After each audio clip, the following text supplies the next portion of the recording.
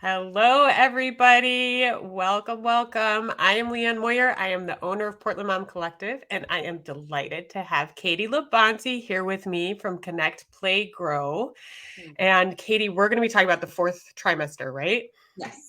Okay, so that's the topic for this video. But first, Katie, could you introduce yourself, let people know who you are and what you do? Yeah. So I'm Katie Labonte. I'm the owner of Connect Play Grow, which is a maternal health and wellness um, support out there for moms. Awesome. Yeah. And you've been also working previously and alongside this a little bit as an occupational therapist, right? Yeah. So previous to this, I've spent over 10 years as an occupational therapist working with babies and kids. And recently, in the past 2 years, started my own business here in Portland.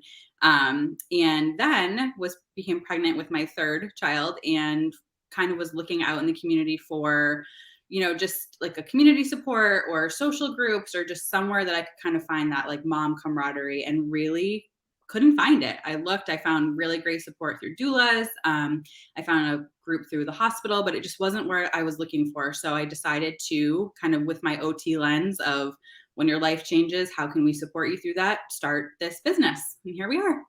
So awesome. Okay. So let's talk about our topic, which is the fourth trimester, what it is, and 3 ways to prepare.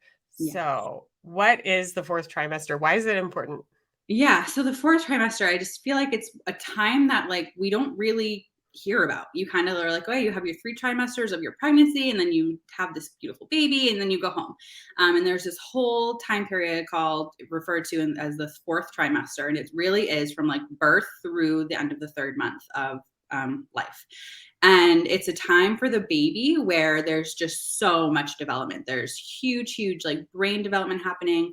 All of the sensory systems are kind of like getting ingrained and figuring themselves out. The baby's starting to figure out like their circadian rhythm, so that difference between night and day, and like when to sleep for a long time and when to sleep for a short time. We cross our fingers. A lot of like feeding, like oral motor skills, and like learning how to either breastfeed or bottle feed. That all happens during this time, as well as like developing that secure attachment to the caregivers or the family that's around. So it's a huge period of growth for the baby. And we spend a lot of time really talking about how can we best support the baby? How's the baby doing? But at the same time, the fourth trimester is a huge period of both growth and development and kind of recovery for the mom. And that's kind of my focus, is like, how can we, as a community, support the mom through this time?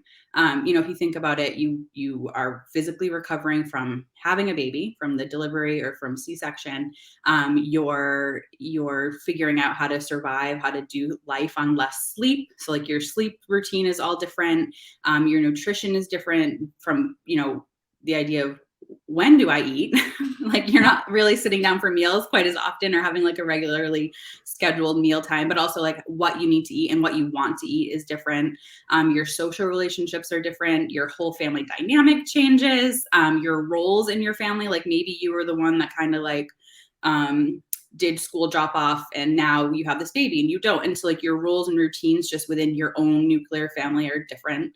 And it's a lot. So we want to kind of figure out how can we support mom during this time. And because it is, so with all of those challenges that I just listed for the mom, or all of kind of the hurdles that might be there, it really is a time where all of those things are coming together for the mom and the baby to just kind of like figure out life together. So like they're getting their routines are getting figured out, their attachment is growing, they're settling into life together during this time. So the fourth trimester is just, like I said, huge growth, huge development, huge changes, but it's also kind of where like the foundation of like your momming starts for that Yeah. baby. Yeah, and it's hard, I think, on new moms, especially because there's so much focus on the baby during the fourth trimester. And so you're navigating all those big changes while it might feel like people aren't seeing that or recognizing that, or you kind of it can be really hard to have so much focus on the baby, and it is an important time for the baby, but it's also an important time for mom. Yeah, it's such an important time. Like you have this baby was born, right? So this baby has this new life that's starting, but you're kind of starting a new role. So Yeah. even if you have 6 kids, it's your first time being a mom to this baby. And I really like go back to that often for myself. So I have 3 kids, and my youngest was recently born, and I really was didn't give it like enough time and space to think about how like this is my first time being a mom to Milo.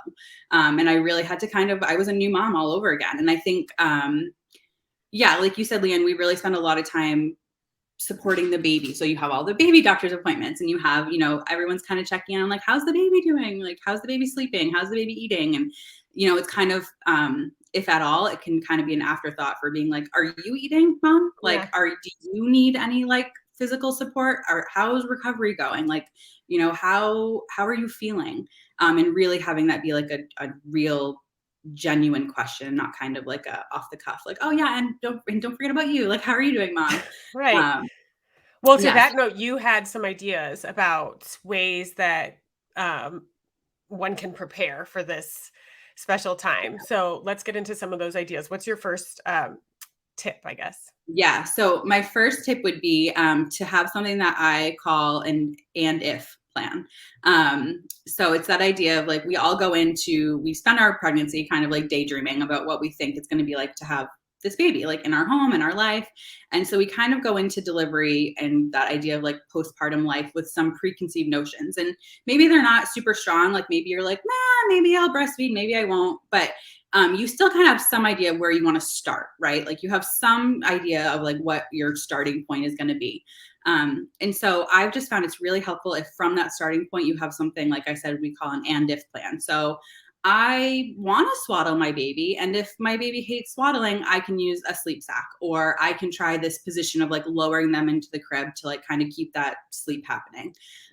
Or I plan on breastfeeding, and if my baby has a hard time latching, I know that this is the lactation consultant that I want to contact, and here's their name and their number, and here's my criteria for when I'm going to contact them. Or I plan actually on formula feeding or bottle feeding, and if my baby hates and won't accept this bottle, here's the other brand I'm going to try. Like, so it's really just having a plan B in mind. And that doesn't mean it kind of like, this is a great way to protect your like mental and emotional space of like, it's not saying you're going to go into all of these ideas you have and it's not going to work out, right? We're not saying that. We're saying, I plan on doing this, but if it doesn't happen to work out, and if it doesn't happen to work out, here's my other idea. So it gives you that kind of backup plan without cutting your first like hopes and wishes at the knees, if that makes sense. Do you recommend people write these out or Yeah. just talk them over or what's It kind of whatever is like your I guess like comfort level, your learning style. Some people just having the conversation with your partner or with whoever your birth support person is. So you have it like out there in the universe. right? For me, I'm like a writer. So like I Mhm. want to write it down. I want to like tangibly have it somewhere for me to go to. Even if I never use it, I know it's kind of like out of my body and into the universe type Right. of deal. So yeah, either talk it out and have it be like a pointed conversation or write it out. Okay. Okay. Excellent. So that's step one. What's another idea that you have for how someone can prepare? Yeah. So another way to prepare for that 4th trimester is to kind of have your support community in place before you're in the 4th trimester, right? So either start a text thread with friends or with family who have had babies in the past couple of years before you go into the hospital or before you deliver. Have that conversation kind of started, have that text sort of available on your phone. Or kind of reach out or to research ahead of time, like what is available in your community, either for in-person groups or an online community. But the idea is that you want it to be small and you want it to be people who are going through kind of the same things that you are. Because when you have the random questions that you certainly will have, and you don't kind of have this group or this community support in place for yourself, you tend to turn towards what I call like 2 a.m. Google, which is like a very dark hole to fall down. Yeah, Google yeah, will nobody definitely wants to find themselves there. No. no, it's a space. Google will definitely have an answer to your question, but you'll also get a lot more information that you maybe don't need or aren't ready for, and it can just become really, really overwhelming. Yeah. For example, and I knew the answer to this, but I was still, as a new mom, like questioning myself. And when my Milo, my third, would cry, he just had like his arms would just shake, shake, shake, shake, shake. And I knew in my heart that it was like a reflex, but my brain was like, nope, like what if something's wrong? What's going on? Find out. And I did. I turned to 2 a.m. Google, and like I didn't get any answers. I had a lot more questions for my pediatrician.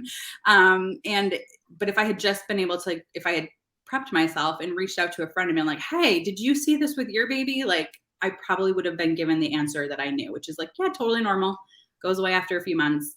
So just prepare that support for yourself ahead of time, because it's really hard to reach out when you're in the moment sometimes, or when you're really in the thick of it. It's hard to find that support. It's hard to ask for that support. It's hard to sometimes think about what questions it is or what you're even asking for help with.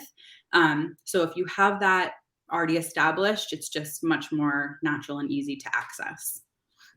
And what about finding, because I always think that it's great to have family and friends who to turn to, but it's also different when you can turn to people who are maybe in the same phase Yeah. of um, either pregnancy or postpartum experience, right? So how can people find their community that way? Yeah. So I think really, like, especially in the times that we're in now, a lot of that community is going to be online. It is going to kind of be a virtual community, whether it be through like virtual meetings like this. So you're kind of all in the space. But I did have a friend say to me once, and it really was like a light bulb moment for me, where she was like, I've learned the most from how to be a mom by watching other moms mom. Right? So Yeah.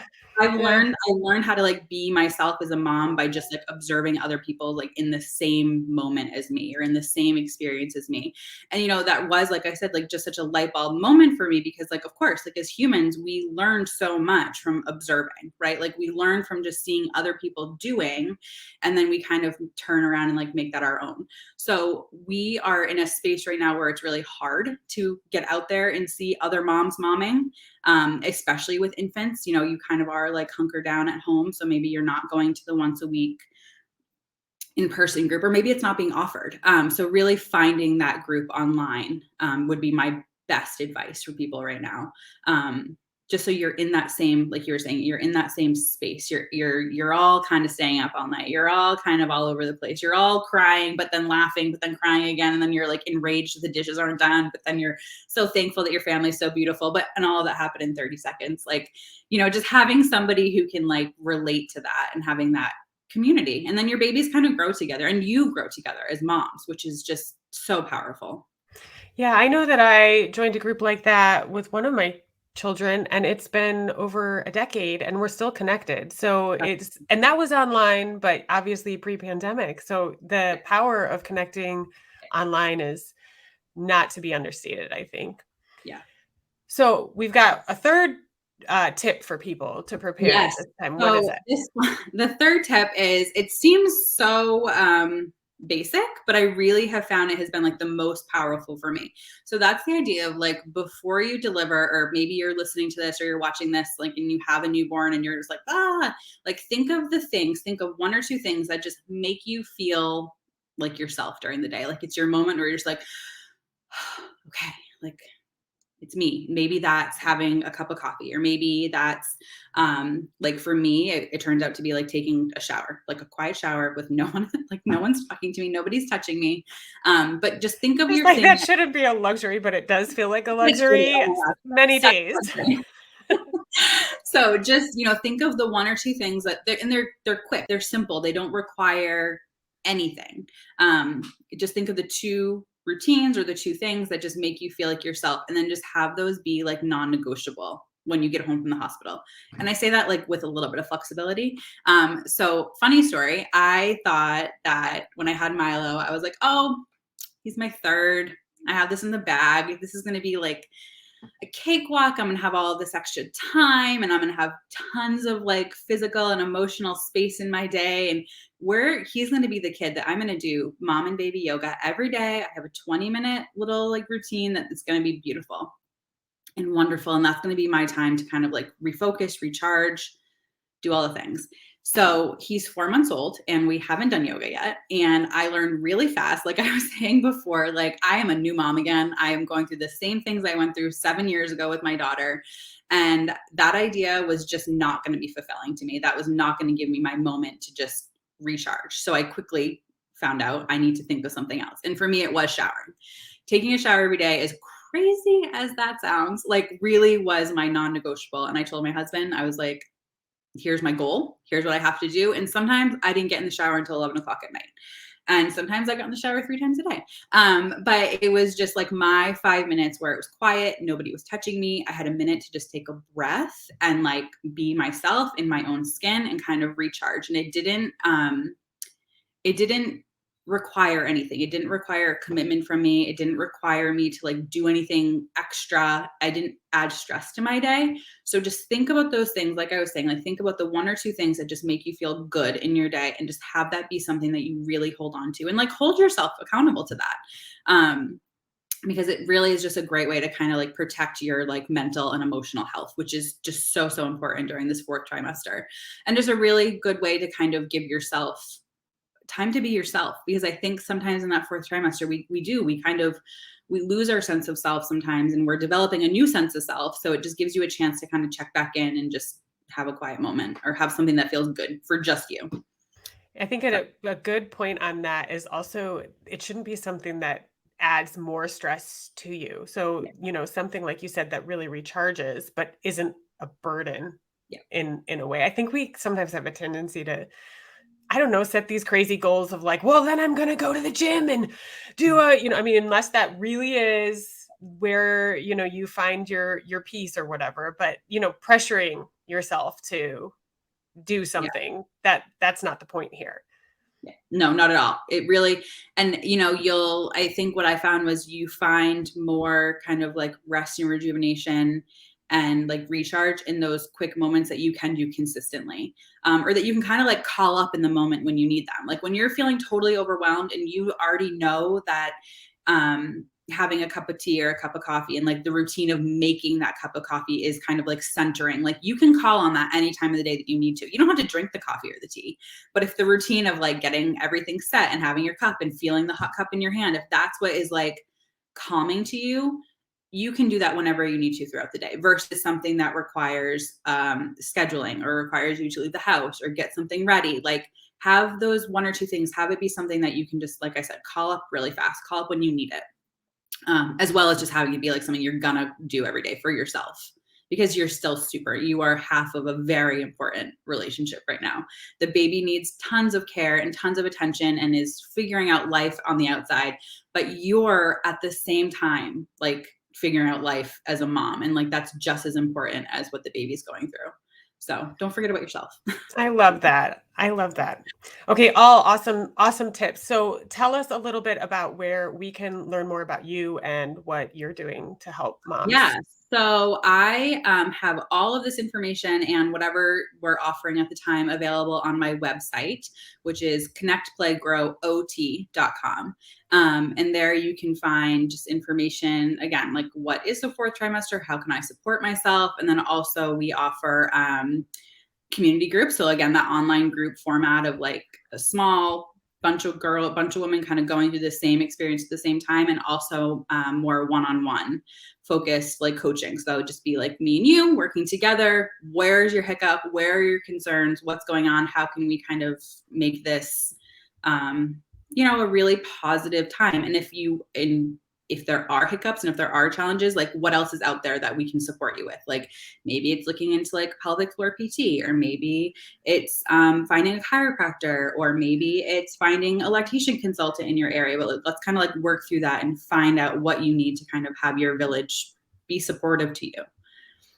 I love it. Well, thank you for coming in and sharing a little bit with us and getting everybody ready for that important time in their life. Yeah. And yeah, everybody, you're going to include a PDF that people can have access to kind of follow along with some of these tips. Yep. So make sure you download that and connect with Katie. Thank you so much for having me. All right. Thanks so much.